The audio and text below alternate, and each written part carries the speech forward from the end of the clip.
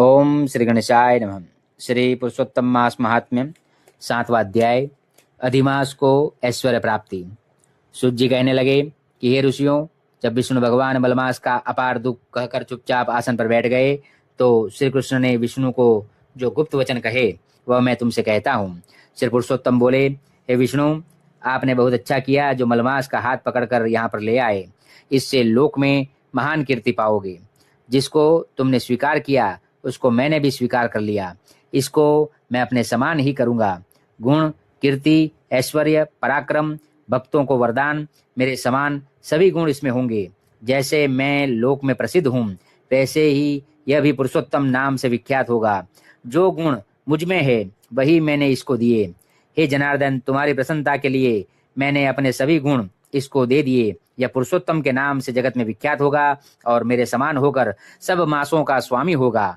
अब यह जगत को पूज्य, जगत के नमस्कार करने योग्य होकर पूजनीय होगा और पूजने वालों का दुख दरिद्रता का नाश करेगा। सब नाश इच्छा वाले हैं, मैंने इसको इच्छा रहित किया। मनुष्यों को मोक्ष देने वाला अपने बराबर मैंने इसको किया। जो कोई इच्छा रहित या इच्छा वाला इसको पूजेगा वह अपने किए कर्मों को भस्म करके निसंशय मुझको प्राप्त होगा।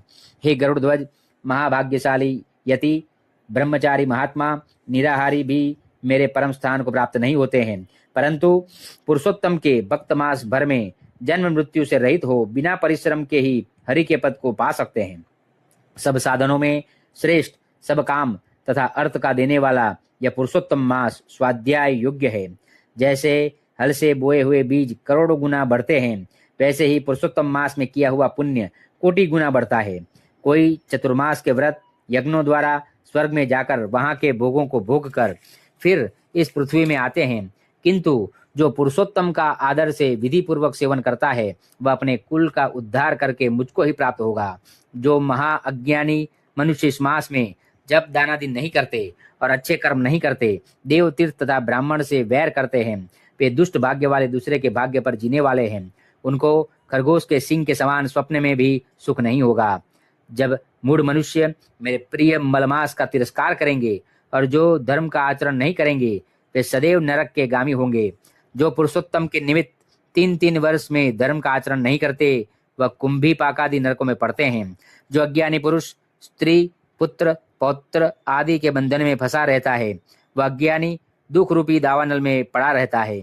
जिसका ज्ञान से मेरा प्रिय अत्यंत पुण्यदान पुरुषोत्तम मास बीत गया, उनको कैसे सुख प्राप्त हो सकता है। श्रेष्ठ भाग्य वाली जो स्त्रियां पुत्र सुख सौभाग्य के लिए पुरुषोत्तम मास में स्नान, दान तथा पूजन करेंगी उनको मैं सौभाग्य, संपत्ति, सुख पुत्र दूंगा। और जो मेरे इस मास को ऐसे ही व्यतीत कर देंगी उनको मेरे प्रतिकूल और स्वामी से सुख नहीं होगा। भाई पुत्र तथा धन का सुख तो उनको स्वप्न में भी प्राप्त नहीं होगा।